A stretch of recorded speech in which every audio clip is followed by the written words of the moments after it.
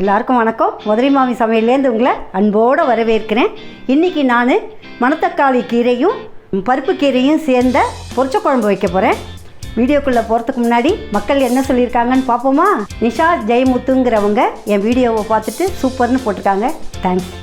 பானுப்பிரியா விகாஷினி கார்த்திக்ங்கிறவங்க தேன் நெல்லிக்காவை பற்றி ரொம்ப சூப்பராக இருக்குது, கடையில் ரொம்ப விலையாக விற்பாங்க, ஆனால் நீங்கள் ஈஸியாக சொல்லி கொடுத்துட்டீங்கன்னு சொன்னாங்க. இதே மாதிரி எல்லாமே கலப்படம் இல்லாத ஈஸியாக வீட்டுக்கு தேவையானதை சூப்பராக சொல்லி கொடுக்கணுன்னு எனக்கு ரொம்ப ஆசை. அடிக்கடி அதை சொல்லுவேன், நீங்கள் பாருங்கள், தேங்க்ஸ்.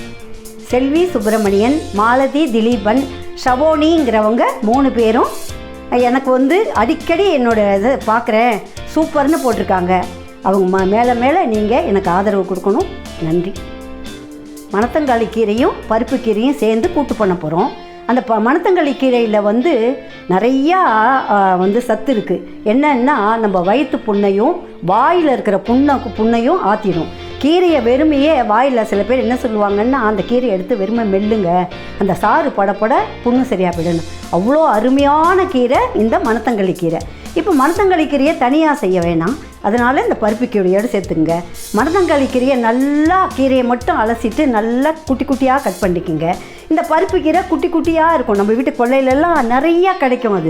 அந்த கீரையை எடுத்து அதை நறுக்காது, குட்டி குட்டியாக இருக்கும், அதனால் அது இதோட சேர்த்துக்கங்க. இதோட சேர்த்து ரெண்டுத்தையும் சேர்த்துக்கிட்டு அதுக்கப்புறம் நான் சொன்னபடி எல்லாமே நான் என்னென்ன கொடுக்க போகிறேனோ அத்தனையும் அதே மாதிரியே பார்த்து செய்யுங்க. ரொம்ப நல்லது உடம்புக்கு, அதே மாதிரி செய்யுங்க. நான் சொன்னபடி 2 கீரையும் நறுக்கி ரெடியாக வச்சுக்கோங்க. வாங்க வீடியோவில் போ.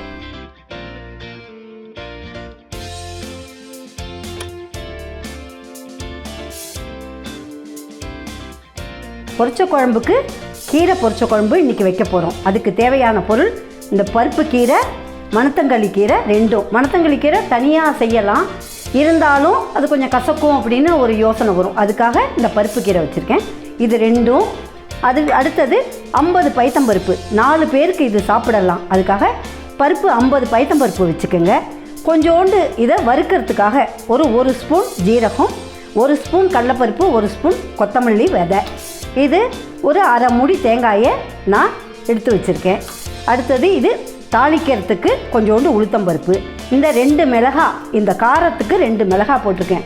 நீங்கள் வேணும்னா இன்னும் 2 மிளகாய் சேர்த்து போட்டுங்க, எங்களுக்கு காரம் வேண்டாம், 2 மிளகாய் போட்டிருக்கேன்.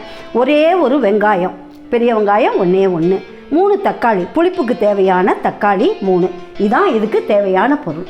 கூட்டுக்கு தேவையான அரைக்கிற பொருளுக்கு நான் வறுக்க போகிறேன். இதை பாருங்கள், 2 மிளகாய், நீங்கள் வேணுங்கிறது காரத்துக்கு போட்டுக்கலாம். 1 ஸ்பூன் கொத்தமல்லி வேற, 1 ஸ்பூன் கடலைப்பருப்பு, கொஞ்சோண்டு 1 ஸ்பூன் ஜீரகம், இது போதும். இதை இப்போ வறுக்க போகிறோம். இதை வறுத்துட்டு திருப்பி உங்கள்கிட்ட காட்டுறேன். இப்போ இதை பாருங்கள், செவக்க வறுத்துட்டேன், இது போதும். இதை இப்போ தேங்காயோடு போட்டுட்டு அரைக்கிறதுக்காக போட போகிறேன். போட்டுட்டு இப்போது நம்ம இப்போ கூட்டுக்கு தேவையானது வதக்கி கீரையை போடணும். அதுக்காக கூட்டுக்கு தேவையானது வெங்காயம், தக்காளியை அரைச்சிக்க போகிறேன். ஏன்னா தக்காளி திப்பியாக இருந்து நமக்கு ரொம்ப இதுவாக இருக்கும், அதை எடுத்து வச்சுட்டு சாப்பிட்ணும். அதுக்காக நம்ம தக்காளியை அப்படியே அரைச்சிட்டு பண்ண போகிறோம். இப்போ இதை வதக்கிட்டு திருப்பி உங்கள்கிட்ட காட்டுறேன். பாருங்க, வெங்காயத்தை ஒரு 2 நிமிஷம் வதக்கியிருக்கேன், வதங்கிடுச்சு. இப்போ இதுக்கு தேவையான கொஞ்சமாக மஞ்சத்தூள் போட்டுட்டு இப்போ அரைச்சி வச்சுருக்கிற தக்காளி இது நல்லா வதங்கிடுச்சு பாருங்கள். வெங்காயம் வதக்கணும், ஏன்னா தக்காளி போட்டுட்டா வெங்காயம் வதங்காது, அதுக்காக வெங்காயம் போட்டு நல்லா வதக்கிட்டேன். இப்போ இந்த தக்காளியை அதில் கொட்ட போகிறோம்.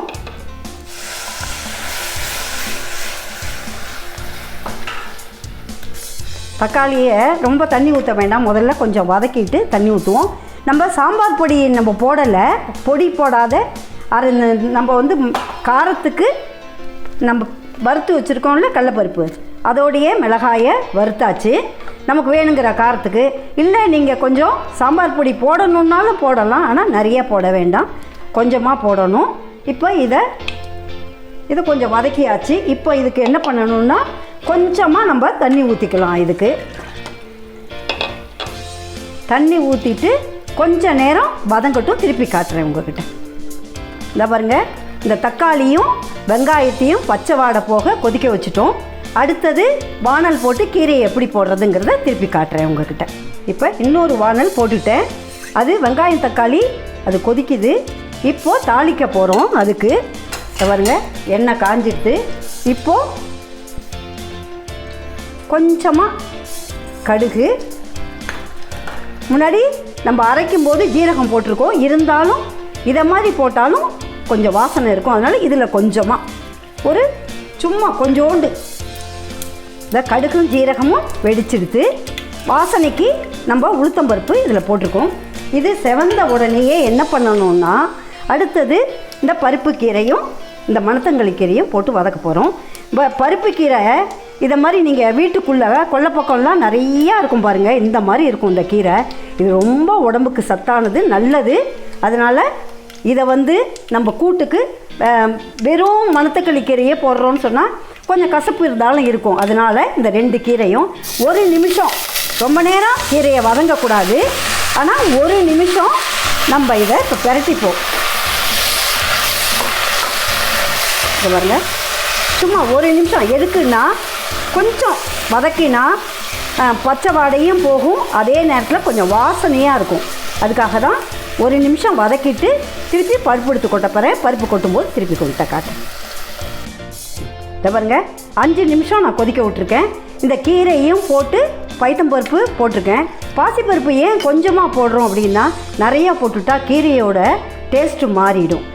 இதோட சேர்ந்து இருக்கணுங்கிறதுக்கு தான் கொஞ்சமாக பருப்பு.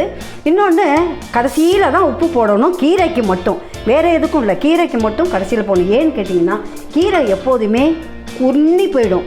பார்க்கும்போது நிறையா தெரியும், அப்புறம் பார்த்தீங்கன்னாக்கா வெந்தும் போது ரொம்ப கொஞ்சோண்டு தெரிஞ்சிடும். அதனால் அதுக்கு தகுந்த உப்பு. இது இன்னொன்று கூட்டுக்குன்னா எப்போதுமே பாதி உப்பு பார்த்து போடுங்க.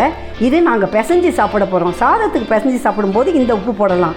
ஆனால் கூட்டு நம்ம தொட்டு சாப்பிட போகிறோங்கும்போது நீங்கள் பார்த்து ரொம்ப குறைவாக உப்பு போட்டுக்கோங்க. இப்போ இது சரியாக இருக்கும். இப்போ இதை பாருங்கள், நம்ம கடலைப்பருப்பு, கொத்தமல்லி விதை, ஜீரகம், தேங்காய் எல்லாம் வறுத்து இதை பொடி பண்ணி வச்சுருக்கேன். இப்போ இதை போட்டு ஒரு இது போட்ட உடனேயே ஒரு செகண்டு தான் போதும், இறக்கிடலாம். இதை பாருங்கள், இதை ரெடி ஆகிடுச்சு, எல்லாமே ரெடி ஆகிடுச்சு. இப்போ தான் இப்படி போட்டிங்கன்னா தான் உங்களுக்கு நல்ல வாசம் கொடுக்கும். இப்போ என்ன பண்ணணுன்னா கொஞ்சோண்டு நம்ம பெருங்காயத்தை ரொம்ப கொஞ்சமாக இப்போ நேரடியாக இறக்குற நேரத்துக்கு போடுங்க. அப்போ ரொம்ப வாசமாக இருக்கும். இதுக்கு கருவேப்பிலை கொத்தமல்லி போடலையே அப்படின்னு கேட்காதீங்க. இதுவே கீரை குழம்புங்கிறதுனால கருவேப்பிலையெல்லாம் தேவையில்லை. அதனால தான் இதை அப்படியே பண்ணியிருக்கேன். இதுதான் பொரிச்ச குழம்பு. இதே மாதிரி நீங்களும் செஞ்சு பார்த்துட்டு எனக்கு கமெண்ட்டில் கொடுங்க. சூப்பரான சுவையான மணத்தங்களி கீரையும் பருப்பு கீரையும் போட்ட பொரிச்ச குழம்பு ரெடி. இன்றைக்கி போட்ட வீடியோ உங்களுக்கு ரொம்ப பிடிச்சிருக்கும், பயனுள்ளதாக இருக்கும்னு நான் நம்புகிறேன். இதே மாதிரி எனக்கு நிறைய ஆதரவு கொடுங்க. லைக் பண்ணுங்கள், ஷேர் பண்ணுங்கள், சப்ஸ்கிரைப் பண்ணுங்கள், மறக்காத பில் பட்டனையும் அழுத்துங்க. தேங்க்ஸ்.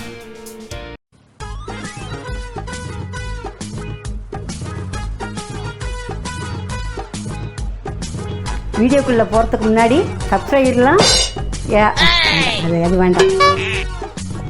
செல்வி சுப்பிரமணியன், மாலதி